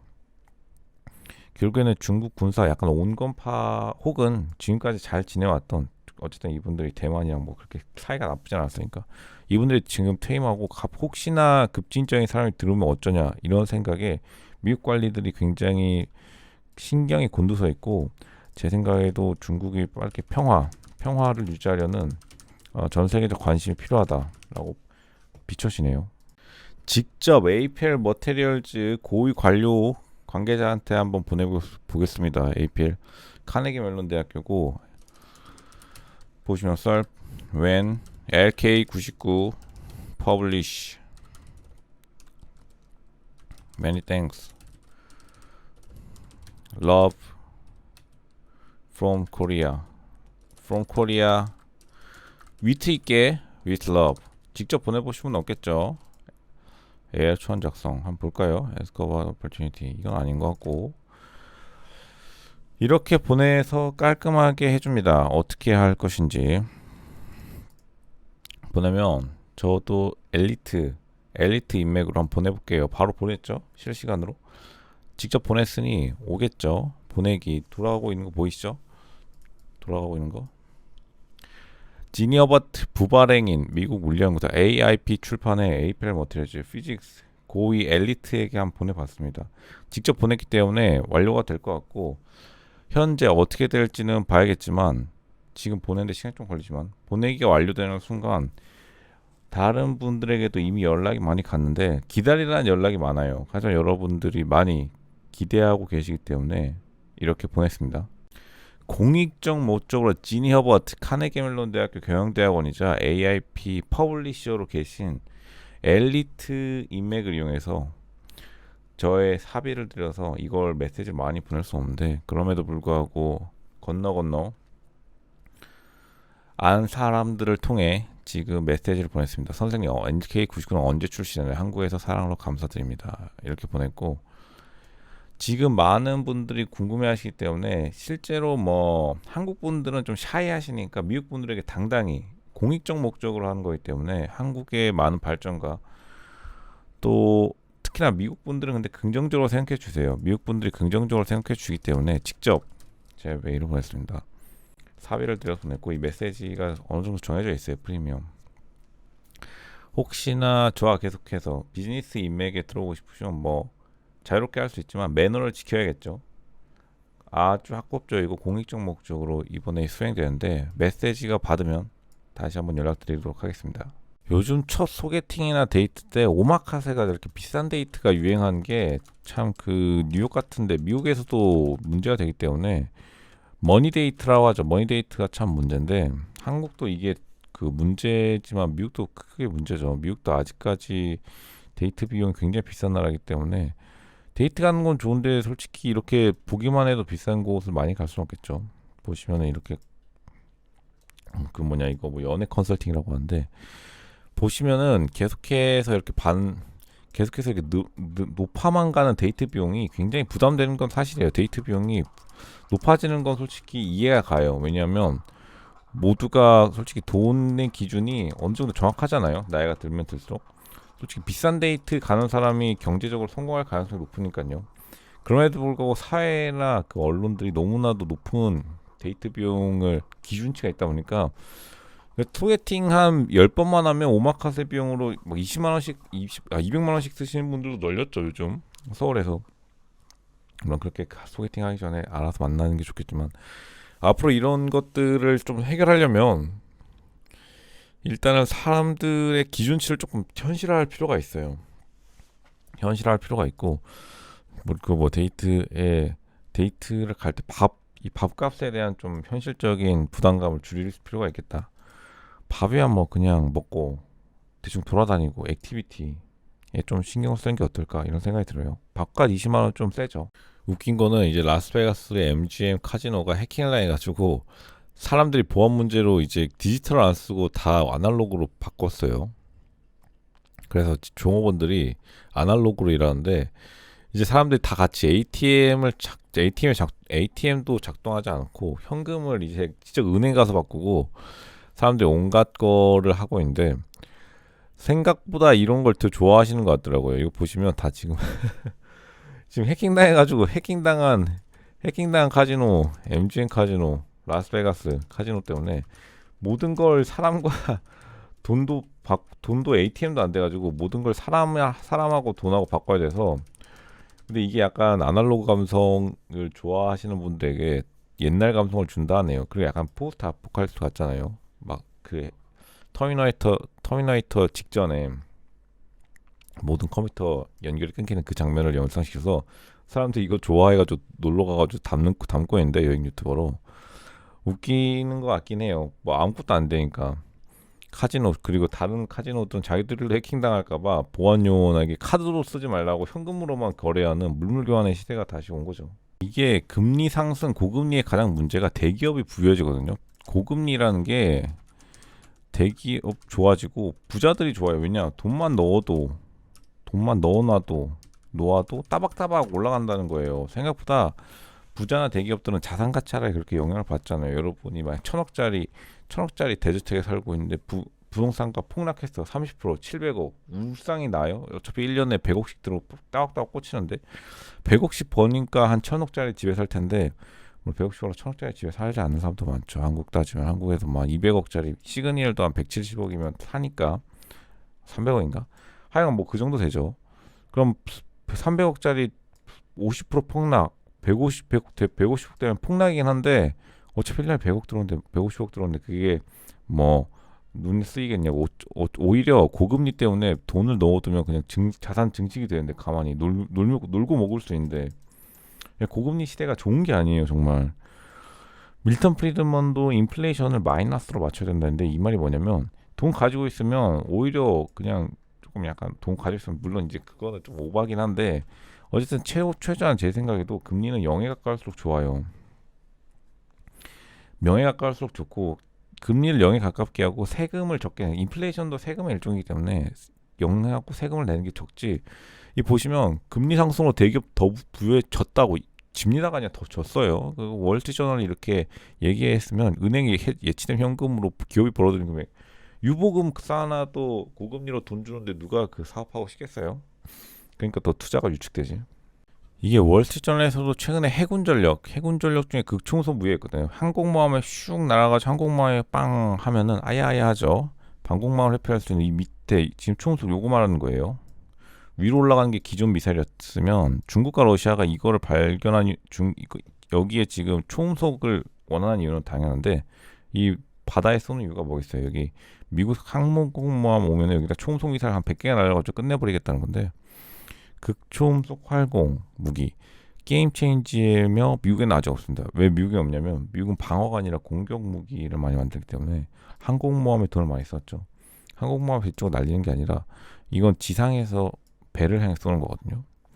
초고속 무기의 자원을 쏟아붓고 있지만 개발에 어려움을 겪고 있고 중국과 러시아가 훨씬 앞서 있습니다. 대항모 무기로요. 중국이 남중국해 상공에서 발사한 무기는 시속 15,000마일 이상의 속도로 지구를 돌며 비행했는데 이거죠. 이것도 있고 이거는 이제 예전에 비행기 그 초음속 비행기인데 미국이 가진 초음속 그 항공기 중에는 공격용이 많아요. 공격 폭격기 그 고고도 초음속 공격 폭격기들 많죠. 정찰기뿐만 아니라 그러니까 미국은 어떻게 보면은 높은 데서 사람들을 그 공격을 할 수 있는 무기를 찾는 거고 이런 무기들은 일단은 뭐 이런 걸 들고 날아갈 수 없겠죠. 비행기들이 이거는 지상에서 해군이나 지상에서 대공군 미국을 방어하기 위해서 만들어진 건데 보시면은 극초음속 크루즈 활공 어쩌고저쩌고 순항 미사일 대우면 순항 미사일인데 대함 미사일이라고 봐도 돼요. 밑으로 가가지고 적의 방공만 밑에 날아서 때리는 거. 근데 이런 것들의 단점은 공격용으로 쓸 수 없죠. 극초음속은 짧은 거리에 빠르게 날아가려면은 연료를 빨리 쓰기잖아요. 이거는 대신 멀리 날아갈 수 있고 이런 것들은 미국이 대세고 이런 것들 이제 요격을 해야 되고 초음속은 빠르게 날아가지만 사거리가 짧아서 그냥 근처 방어밖에 안 되는 이런 시점인데 그만큼 중국과 러시아가 사실 미국에게 부담감을 가지고 있다 이렇게 파악할 수 있겠네요. 러시아 해군 확장 정책이 이번에 북한 김정은한테도 러시아 해군을 사열했다 하죠. 근데 러시아가 블라디보스톡에도 해군이 있지만 지금 저쪽에 지중해에서도 해군의 존재감 확대를 모색해서 생각보다 러시아가 해군으로 유명하죠. 이번에 러시아 선박이 모스크바가 통제하는 시리아 동부 지중해 항구 타르투스에서 목격되었는데 미국과 러시아가 아프리카에서 영향을 확대하기 위해 경쟁하는 가운데 모스크바는 북대서양 조약기구 뒷마당 해군력을 확장할 수 있는 리비아의 지중해 항구에 군함을 입항시키려고 합니다. 결국에는 러시아가 해군을 적절히 이용해가지고 근데 러시아가 또 해군을 중시하는 이유가 유럽까지 이제 견제하려는 거죠. 원래는 미국도 있지만 그렇기 때문에 이번에 김정은 위원장한테도 러시아 해군을 사열하면서 김정은이 최근에 그 관심을 갖는 게 이것이 잠수함이죠. 잠수함을 조금 자랑하면서 기술로 좀 앞서가려고 하고 있다는 생각을 가지고 있는 것 같아요. 왜냐하면 북한이 아무리 미사일 가지고 있다 한들 잠수함이 없으면 날아갈 수가 없잖아요. 그러니까 왜냐하면 모르는 곳에서 물속에서 샥 날아가야지 잘 되는 거 아니에요. 그렇기 때문에 지금 잠수함과 같은 해군 전력을 잘하는 것 같고 특히나 중국이 해군이 약하단 말이에요. 그러니까 그것도 중국한테 좀 자랑하는 거죠. 러시아 자기가 있어야지 중국이 좀 안전할 수 있다. 이런 걸 과시하려고 하는 것 같아요. 근데 이게 모디 총리가 하나의 인도 목표를 하는데 경제는 좋아요. 경제 대통령인 건 맞는데 바라트 이거 이름 바꾼다고 하고 난리치는데 인도를 바라트로 정치는 좋지 않죠. 왜냐면 인도가 북부와 남부의 싸움뿐만 아니라 동서남북 그냥 한 300개 국가가 하나로 뭉쳐져 있는 세계는 인도의 밝은 면을 보고 있는데 지금 다양한 언어와 최소 6개의 주요 종교를 가진 인도에서 이러한 분열은 항상 위험합니다. 인도가 역사적으로 한 번도 단일 국가인 적이 지금 빼고는 거의 없었죠. 영국한테 이제 통치 당하기 시작할 때부터 그렇게 민족주의적 개념이 많이 없어요. 인도가 깜짝 놀란 게 뭐냐면 인도인들이 가장 싫어하는 사람들이 인도인이에요. 물론 이제 농담으로 한국인이 가장 싫어하는 게 한국인이라는 소리가 있지만 그래도 이거랑 차원이 다를 정도로 인도 사람은 인도인이라는 솔직히 그런 개념 자체도 싫어하더라고요. 인도인이라는 개념 자체도. 왜냐면 잘 사는 인도인들은 난 미국인이라고. 진짜 인도인들은 잘 살면 무조건 미국인이라 해요. 한국인이 아무리 잘 산다 하더라도 저 미국 시민권자 갖고 있어요 이렇게 말하잖아요. 근데 인도인은 잘 살면 무조건 아메리칸이라고 보여요. 아메리칸. 어디 여행 가는데 인도인이 많이 보인다면 솔직히 말하면 이제 진짜 잘 사는 동네거나 아니면은 어디 무슨 이민자 중심의 도시거나 그 둘 중 하나인데 그러니까 인도 분들의 그 특징이고 그러니까 국가적인 관념이 한국이랑 완전 다른 국가이긴 해요. 그러니까 어떤 분들도 제가 방송할 때 보면은 인도 사업하시는 분들이 뭐라 말하시냐면 다 모든 나라 다 괜찮아요. 그리고 인도만 인도만 빼고. 근데 이 말 되게 많이 들어요. 근데 기업 하시는 분들 중에 이런 말 되게 많이 하시는 게 다 사람 사는데 다 똑같죠. 그리고 인도만 빼고. 그러니까 인도가 약간 좋지 않은 예외로 많이 쓰여요. 근데 솔직히 알 것 같아. 근데 인도가 진짜 저도 인도 비즈니스맨을 몇 번 만난 적이 있거든요. 인도에서 출신, 인도에서 어릴 적에 그러니까 인도인이 중요한 게 아니라 어릴 적에 미국에서 살았으면 이런 느낌 항상 안 난다. 어릴 때 인도에서 살았으면 아무리 부자여도 약간 그 이상한 느낌이 있어요. 이상한 느낌. 왜 이 사람 이렇게 이기적으로 사는 거지? 약간 이런 느낌. 근데 인도는 그게 그렇게 살지 않고서는 살아남을 수가 없다 하더라고요. 아무리 돈이 많아도. 이번에 미국 연구진 테네시 대학교 연구진들은 이번에 LK99 논문에서 상업화에 초점을 맞췄는데 크게 미국이 하고 있는 게 두 가지가 있어요. 초연도 에너지하고 모빌리티가 있는데 모빌리티는 뭐 자동차죠. 모빌리티 테슬라가 있겠죠. 미국 애들이 잘하는 거. 그리고 에너지가 핵융합인데 이 두 개를 바탕으로 미국은 초연도체를 접목시켜 하고 하는 거죠. 경제에서 그래서 미래 투자 가치나 경제적 발전 사항을 알려면 에너지와 모빌리티 쪽에 초연도체를 연결시키려는 노력을 하고 계속해서 이쪽을 보면 될 것 같은데 여기 보시면은 근데 테네시 대학교는 굉장히 또 존경을 해놨어요. LK99 이석배 대표에 대해. LK99의 상원 초연에 대한 첫 번째 보고는 사전 인쇄본을 발표했죠. 아카이브에 한국과학기술원 이석배 뭐 한국의 뭐 퀀텀 연구소 이석배 대표가 이끄는 연구진은 LK99를 합성해 초전도 전이보다 훨씬 더 높은 수치를 주장했는데 여기는 뭐 대충 리스펙트를 해주고 뒤쪽에 초전도 메커니즘을 이해하는 과제를 극복할 수 있다면 많은 산업의 혁명을 일으킨다. 그러니까 산업혁명의 관점에서 미국은 바라본 거죠. 우선 LK99 새로운 논문이 올라가는데 현재 상태, LK99 현재 상태와 반도체, 부도체 그리고 초연도체에 대한 일반적인 사항은 올라왔어요. 쭉쭉 읽어보면 ITM 대학과 그리고 테네시 대학 두 개가 썼는데 결국에는 나중에 LK99를 어떻게 해야 되는지에 대해서 많이 논의하고 있는 것 같아요. 이러한 그 도전에도 불구하고 LK99에 대한 챌린지는 진행 중이다. 챌린지가 나쁜 챌린지가 아니라 계속 도전해서 뭐 개선을 시켜 나가려는 챌린지는 진행 중이라는 거죠.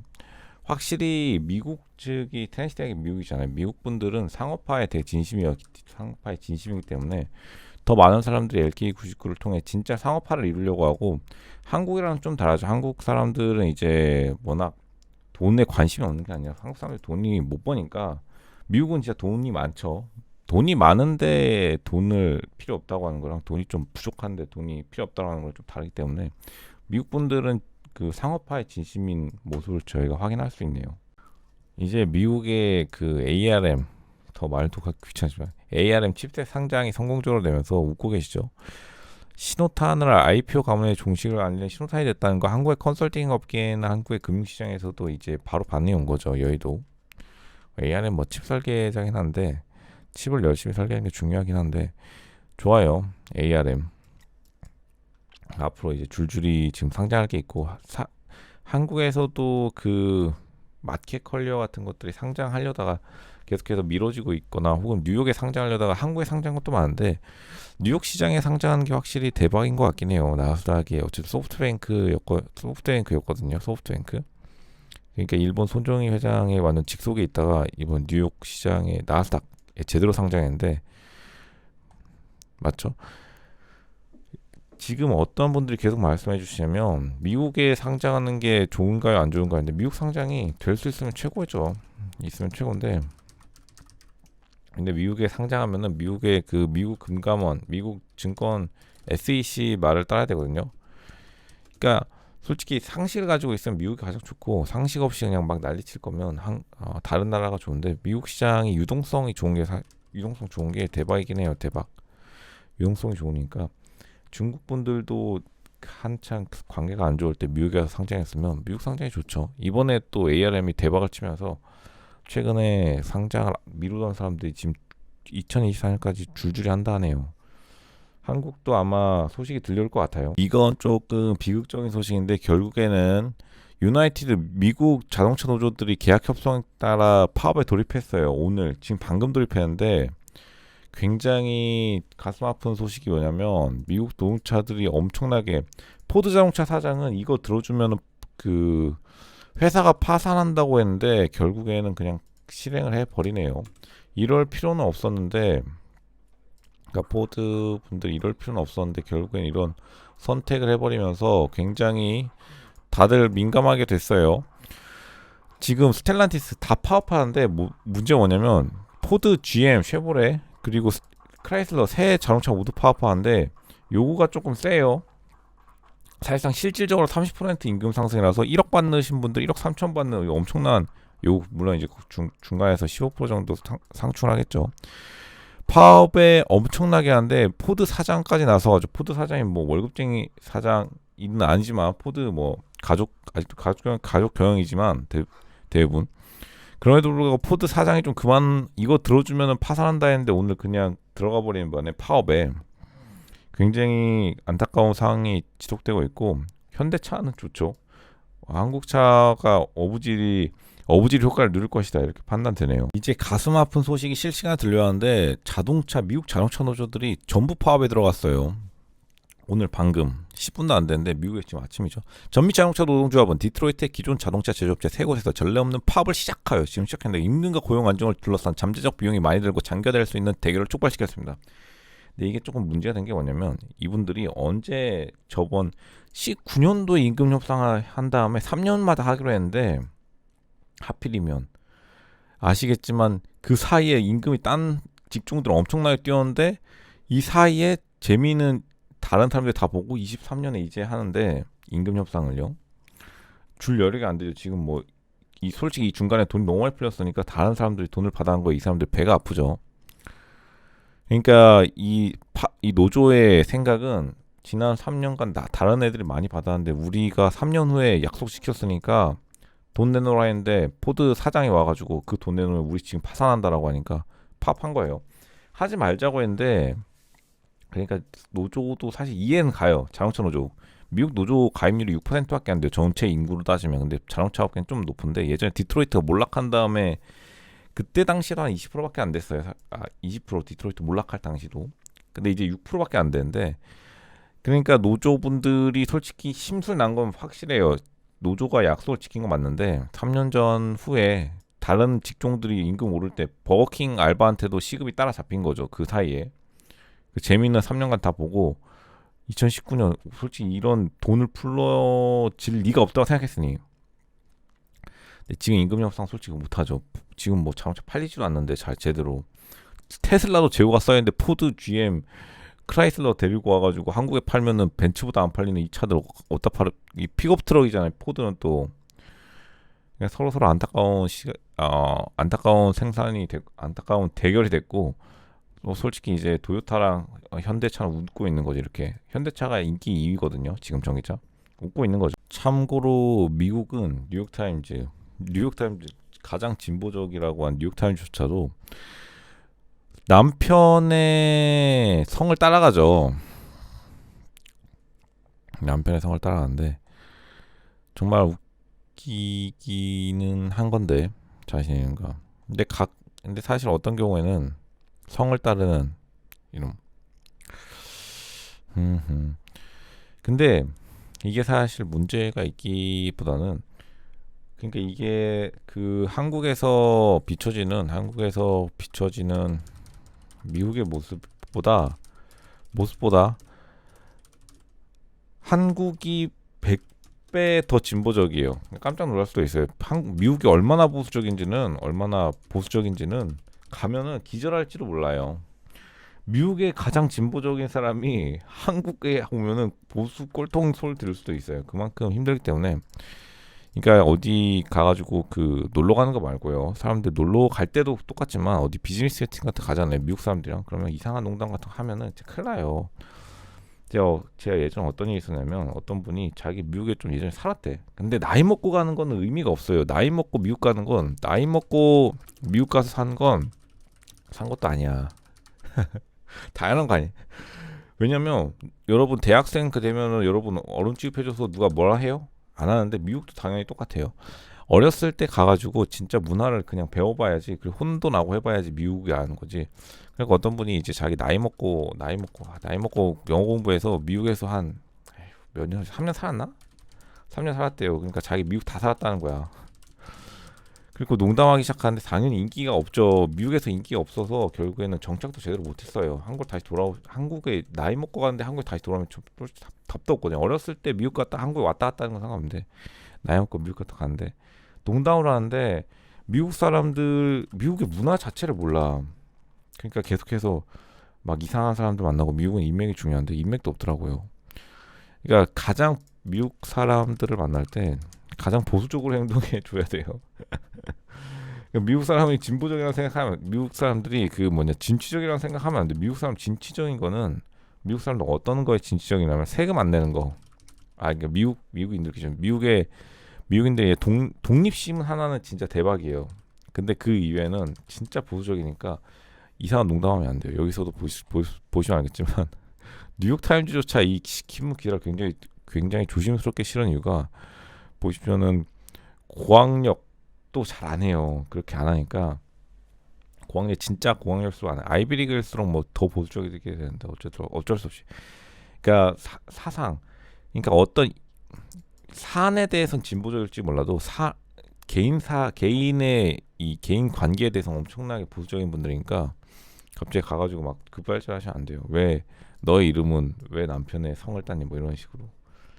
요즘 미국인들도 아침 식사를 안 먹어서 시리얼이 안 팔린다네요. 솔직히 그리고 시리얼이 안 팔린다. 근데 아침밥을 안 먹는다고 보면 돼요. 시리얼 자체가 인기가 없었다기보다는 시리얼.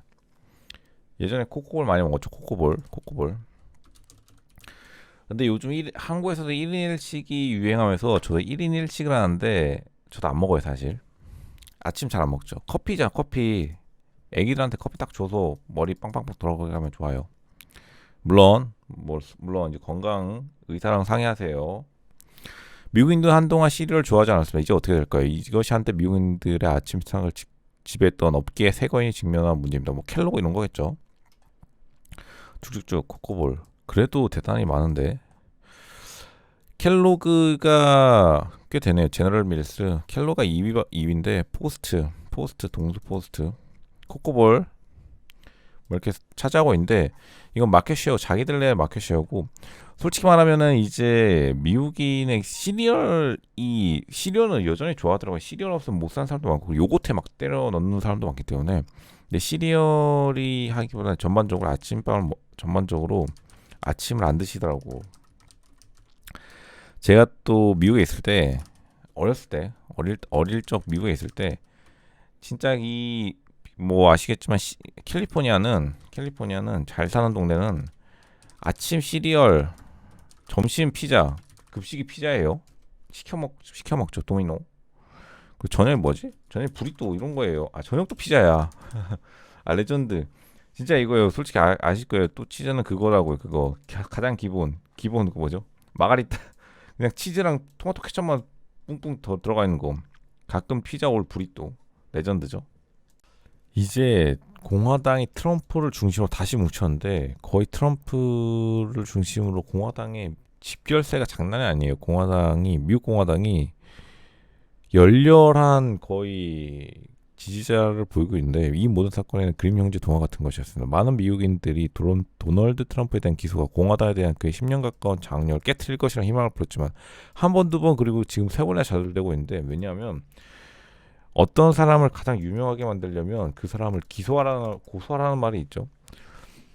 그리고 애초에 트럼프는 이런 이미지를 가지고 있기 때문에 타격도 없어. 개인적 이미지. 그러니까 이런 법적인 문제를 들먹일 때마다 오히려 트럼프가 더 유명해져가지고 사실 이거 고소해주신 미국 판검사분들이 트럼프 대통령 당선 1등 공신이에요. 왜냐면 또 이 미국의 지역 검사분들이 되게 또 감정적이야. 왜냐면 자기가 이제 스타가 됐다 이거지. 전 대통령을 기소했다는.